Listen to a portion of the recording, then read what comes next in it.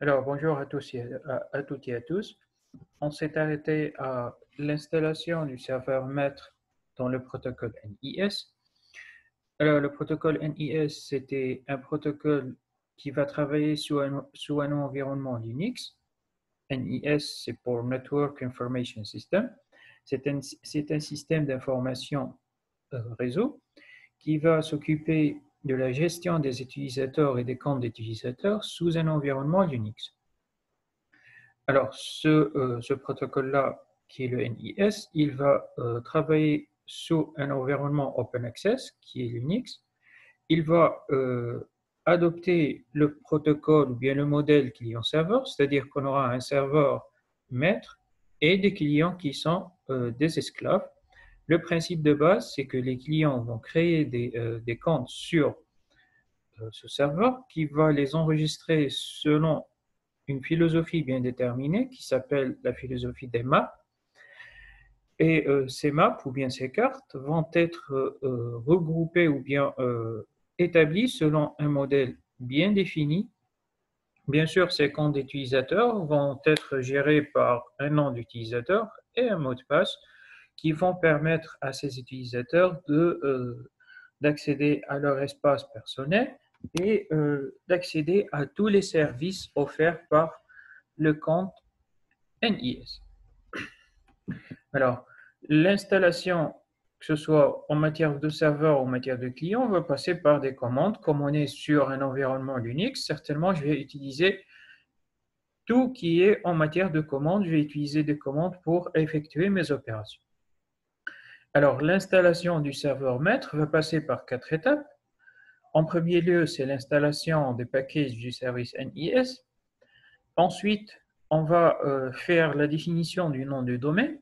Et le nom du domaine, c'est très important pour la création des comptes. Et on a donné l'exemple de Gmail, par exemple. Si je vais créer un compte qui s'appelle ma boîte, il sera maboîte.gmail.com ou bien maboîte.gmail.com. Et gmail.com, c'est le nom du domaine qu'on l'a défini par défaut. Ensuite vient la création de la map et après on va démarrer notre système et l'arrêter d'une façon à utiliser les commandes. Bien sûr, on va utiliser tout qui est en commande. Les commandes sous NIS vont toujours commencer par le mot YP qui fait référence à la Hello Pages. C'est le système établi pour le NIS ou l'ancien système du NIS. Les Yellow Pages, c'est les pages jaunes. Ce sont des pages qui ont été créées sur Internet pour partager un contenu d'une façon libre. Alors, premièrement, on va installer le serveur de la façon suivante en utilisant ces commandes. Après, on va créer le nom du domaine. Là, on va avoir un nom du domaine bien défini. Après avoir créé le nom du domaine, on va directement installer le serveur ou notre serveur. On va essayer de créer notre map selon une philosophie bien déterminée, comment on va stocker les noms d'utilisateurs et les mots de passe. Et on s'est dit, il y a plusieurs façons de faire cela. On peut adopter tout simplement une méthode d'ordre alphabétique. On peut utiliser une méthode qui se base sur la zone géographique ou n'importe quelle méthode. L'essentiel, c'est d'avoir une carte qui va me définir l'ordre de stockage des noms d'utilisateurs et aussi les mots de passe correspondants. Alors, la dernière étape avec la création du serveur, c'est avoir à démarrer ou bien à arrêter le service NIS en utilisant ces commandes. Alors, pour la création du client, on aura les 4 étapes ou les mêmes 4 étapes à quelques différences près, c'est-à-dire à quelques commandes qui vont changer.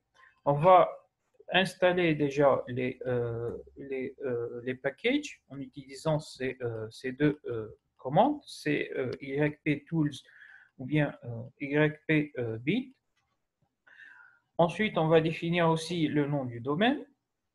Et il faut définir un nom du domaine qui est très important pour notre système. Après, on va avoir à configurer le système ou notre système NIS ou créer parce que à la troisième étape ici, on va essayer de faire une création de notre client et rejoindre la map en considération. On va configurer notre service NIS et pour qu'il reçoive ou pour qu'il soit adapté à créer ou à rejoindre une map d'un serveur. Et là, on va se baser sur cette configuration et bien sûr, on va avoir le démarrage du service et l'arrêt du service comme avec le serveur. Alors, voici ici quelques commandes. Il y en a énormément de commandes sur Linux et vous avez ces commandes-là, par exemple, c'est YP Which, c'est pour connaître les noms du serveur, c'est utilisé par les clients pour rechercher un serveur. Il y a énormément de commandes que vous allez utiliser sur les serveurs ou bien les clients. Et voici quelques exemples, comme par exemple YP4 qu'on l'a vu déjà hier. Et c'est pour YP4 password, c'est pour visualiser la map sous sa forme d'origine avec les mots de passe et les noms d'utilisateurs. Alors, en résumé, NIS, c'est un protocole qui va nous permettre de gérer les comptes d'utilisateurs. Il va s'appuyer sur le système de cartes. Il va créer des noms d'utilisateurs et des mots de passe, les stocker selon une philosophie bien déterminée. Pour créer un serveur, on passera, que ce soit pour le client ou pour le serveur, on passera toujours par 4 étapes. L'installation du package. Deuxièmement, c'est la création du nom du domaine qui doit être unique et qui doit faire référence à tous les comptes utilisateurs du serveur. Et troisièmement, on va créer notre map qui va définir la philosophie de stockage et de gestion de ces comptes d'utilisateurs. Et après, on va démarrer ou arrêter notre service NIS. C'est en résumé ce protocole qui va travailler sous Unix. Alors, passons maintenant au deuxième protocole qui est le protocole NFS. Et NFS, c'est un protocole qui est aussi adopté ou créé par la société Sun. C'est la même qui a créé le protocole NIS, pardon. Et NFS, c'est Network File System. C'est pour Network File System. C'est un système de gestion de fichiers ou c'est un système de fichiers en réseau. Et comme son nom l'indique, je vais avoir un protocole qui va me faire la gestion des fichiers partagés sur mon réseau. Si NIS va me faire la gestion des comptes d'utilisateurs dans le réseau, NFS, il va me faire la gestion des fichiers partagés dans le réseau. Et là, on va avoir aussi une méthode, une philosophie de faire ce partage de fichiers selon des règles bien précises pour avoir ce partage avec tous les utilisateurs du serveur NFS. Alors, NFS est un système de fichiers en réseau qui est créé en 1984. Il est sous forme d'un système de fichiers sous Unix. Il va utiliser un port qui est le 2049. Il est compatible avec le IPv4, le IPv6. Il possède 4 versions. Le NFS est disponible en 4 versions. Les 2 versions 1 et 2 qui n'ont pas de sécurisation du tout. Et vous avez aussi une version ou la troisième version qui va utiliser TCP, parce que les 2 premières versions utilisaient le UDP. La troisième version qui va utiliser le TCP et la 4e version qui est la plus sécurisée, qu'elle va faire des décryptages avec les fichiers, c'est-à-dire que les fichiers ne vont pas circuler en clair dans le réseau, on va les crypter pour les utilisateurs. Alors, l'objectif de base de NFS, c'est de permettre aux ordinateurs ou des entités réseau de faire le partage des fichiers entre eux et aussi définir un modèle bien précis de la façon d'ajouter, de supprimer, de partager les fichiers entre utilisateurs. Alors, avec ce protocole, les données seront centralisées, c'est-à-dire que les données vont être tous regroupées dans la base de données du serveur. Et toujours, on est dans l'administration centralisée, mais on aura une seule différence ici, c'est que le partage des fichiers va être illimité entre le serveur et les clients. Alors, voici le principe qui est schématisé. Alors, si on va avoir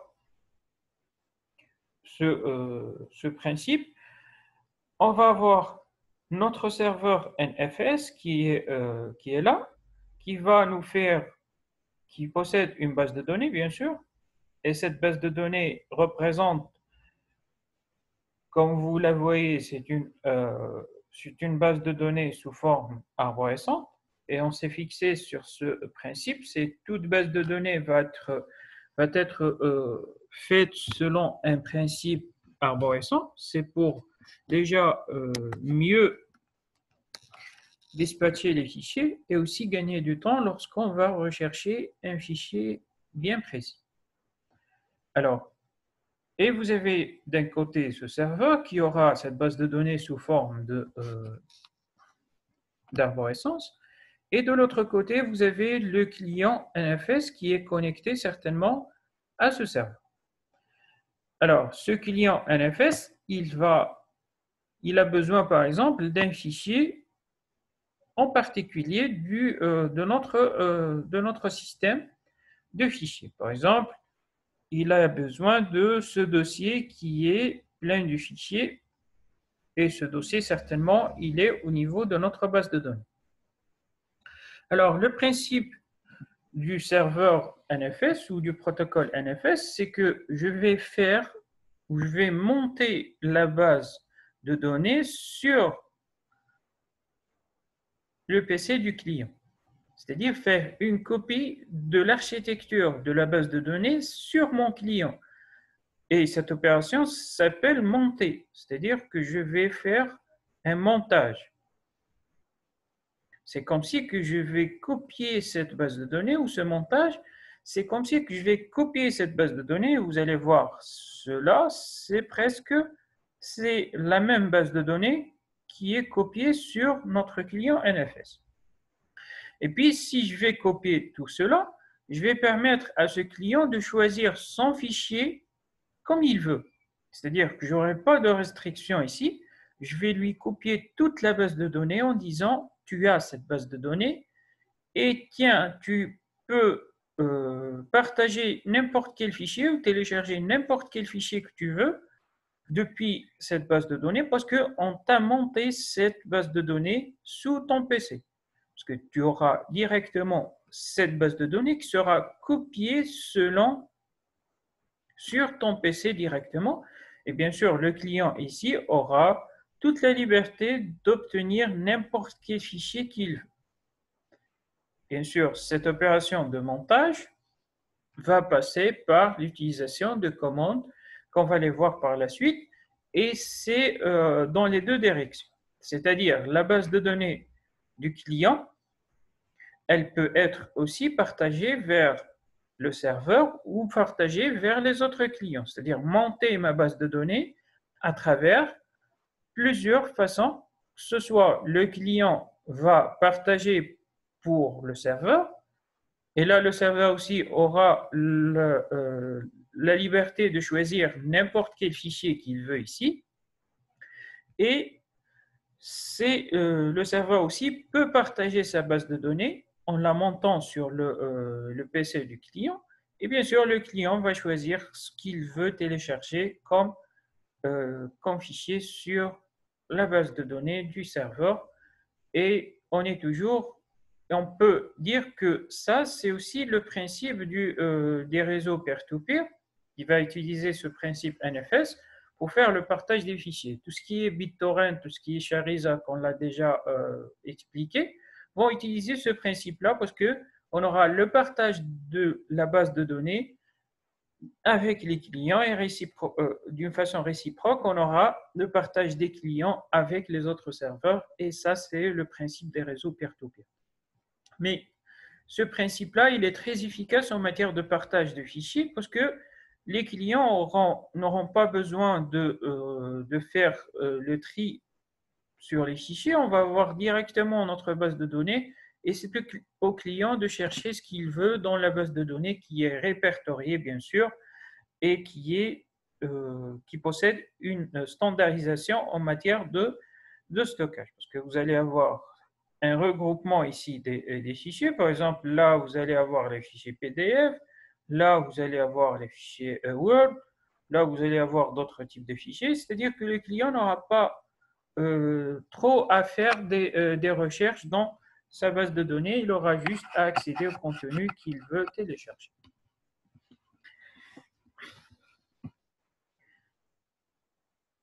Alors, ça, c'est le principe de base du protocole NFS. Et ce principe-là, il va se baser, on s'est dit qu'il va se baser sur l'export ou l'exportation de la base de données, que ce soit côté serveur ou côté client. Et là, on va utiliser un principe qui s'appelle le principe des daemons, qu'on va les expliquer par la suite. Et le principe de daemon, c'est-à-dire que je vais utiliser des robots qui vont me faire ce partage d'informations. Daemon, ce sont des systèmes robotisés, bien sûr, qui vont me partager ou me copier d'une façon automatique et me monter les fichiers sur le PC du client ou bien réciproquement vers les fichiers du serveur. Alors, vous allez avoir énormément de types de fichiers qui sont répertoriés ici pour le partage. Et on peut créer plusieurs types de bibliothèques pour faire le partage des fichiers. Par exemple, vous avez la deuxième bibliothèque qui est afficher les ressources locales actuellement partagées par le serveur NFS et n'éditez pas ce fichier.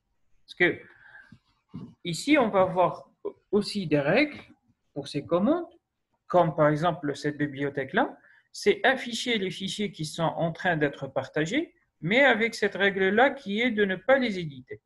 Et vous avez d'autres types de fichiers à partager et chacun aura certainement sa commande de base à effectuer.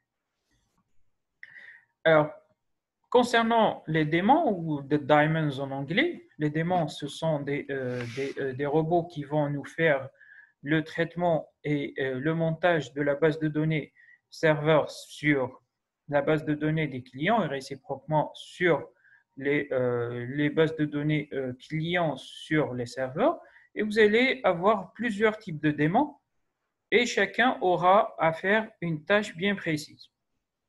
Par exemple, vous avez ce démon qui est NFSD qui va traiter les demandes des clients. Vous avez par exemple le démon mount D qui va traiter les demandes de montage de système de fichiers provenant du système distant et fournit le contrôle à distance. C'est-à-dire qu'avec ce robot-là ou ce démon, il va me faire le traitement des demandes depuis les clients, parce qu'on parle ici des démons du serveur. Alors, ces clients vont faire de demandes vers le serveur. Ce démon-là, il va les traiter et bien sûr, il va leur fournir l'accès pour faire la gestion ou le contrôle à distance. C'est-à-dire que je vais avoir à contrôler la base de données du serveur depuis les clients qui sont des clients distants et ils vont télécharger et partager les fichiers d'une façon à faire ce contrôle d'accès à distance. Bien sûr, le contrôle d'accès va passer par un autre contrôle qui est le contrôle de l'identité du client. Et cela passera par l'autre protocole qui est le protocole NIS. Parce que le scénario de base ici, c'est que le client possède premièrement un compte avec un nom d'utilisateur et un mot de passe. Ces deux-là vont être attribués ou vont être insérés par le client. Si je vais avoir ces deux qui vont correspondre au compte de l'utilisateur, le NIS va m'allouer la connexion du client à son espace personnel. Ça, c'est en premier lieu, c'est-à-dire le protocole NIS qui va intervenir en matière d'authentification. Une fois que le client il est authentifié par le serveur, on va passer vers l'étape de NFS, c'est-à-dire partager des fichiers entre le serveur et le client. Et là, on va utiliser ces démons pour faire notre montage des fichiers depuis le serveur vers le client et vice-versa.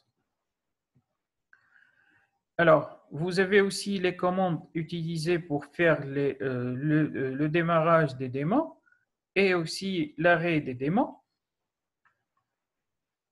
Bien sûr, voici les démons serveurs qui chacun aura une tâche bien définie et vous avez ces commandes pour démarrer ou bien arrêter ces démons.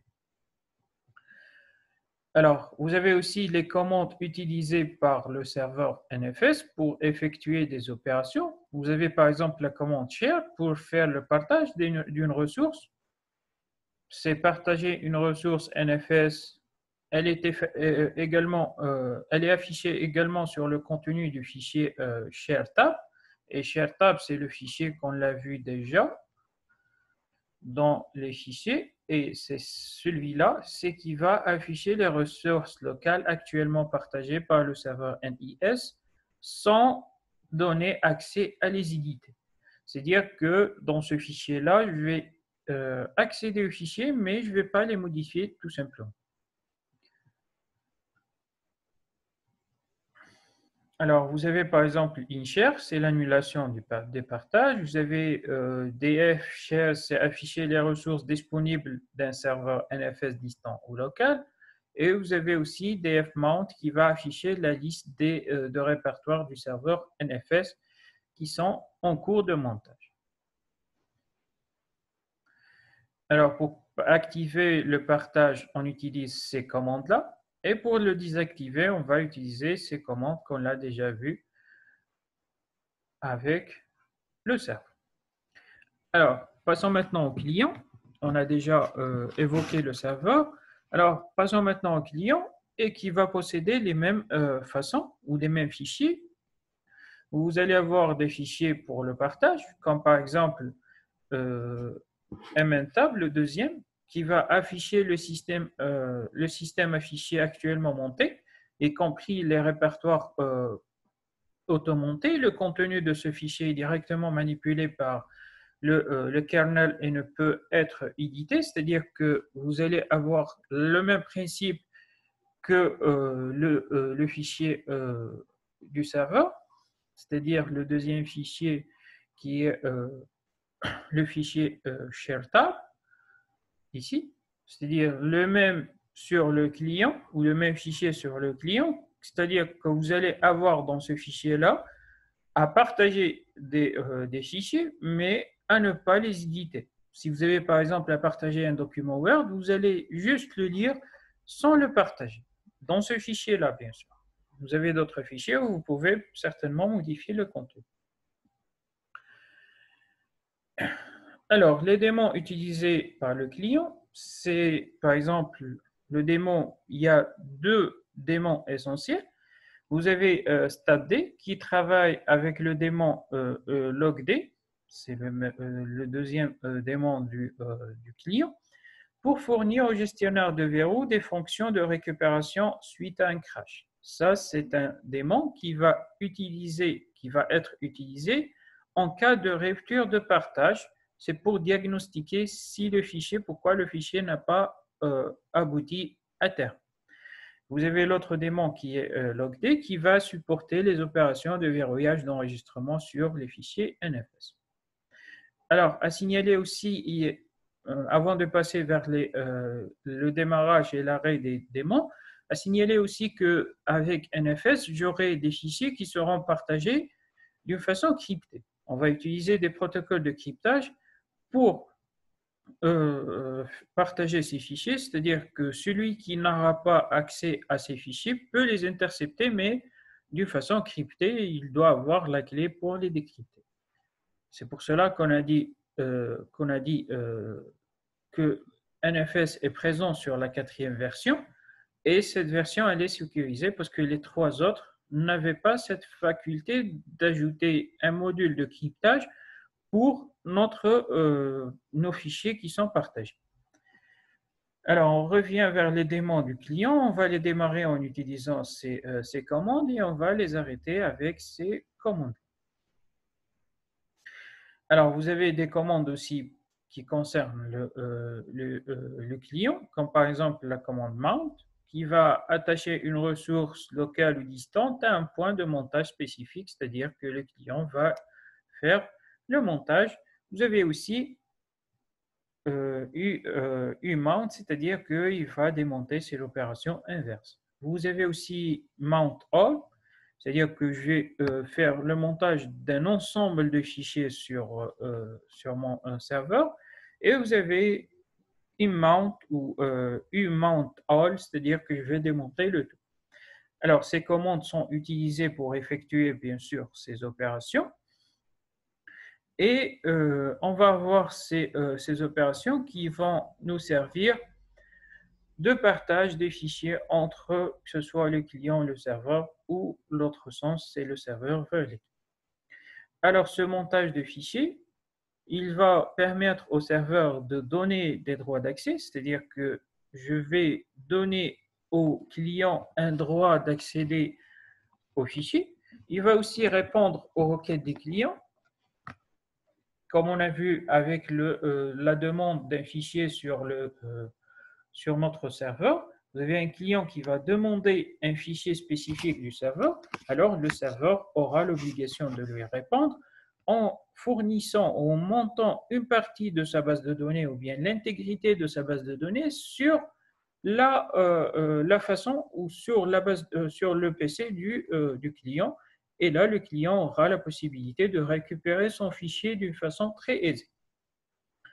Alors, par contre, avec le client, on va monter via le réseau du système de fichiers dont on a accès et on va faire des requêtes au serveur pour faire soit des écritures ou bien des lectures. C'est-à-dire, pour avoir le droit de lire et de faire les écritures, on va certainement utiliser les commandes pour faire soit la lecture des fichiers ou bien aussi la lecture et l'écriture, la modification des fichiers et la lecture des fichiers. Et là, pour faire surtout l'écriture des fichiers, vous devez avoir comme client les droits qui sont fournis par le serveur. On ne peut pas modifier un fichier sur le serveur sans avoir la confirmation du serveur qui va nous donner le droit de modifier l'un des fichiers par rapport aux autres.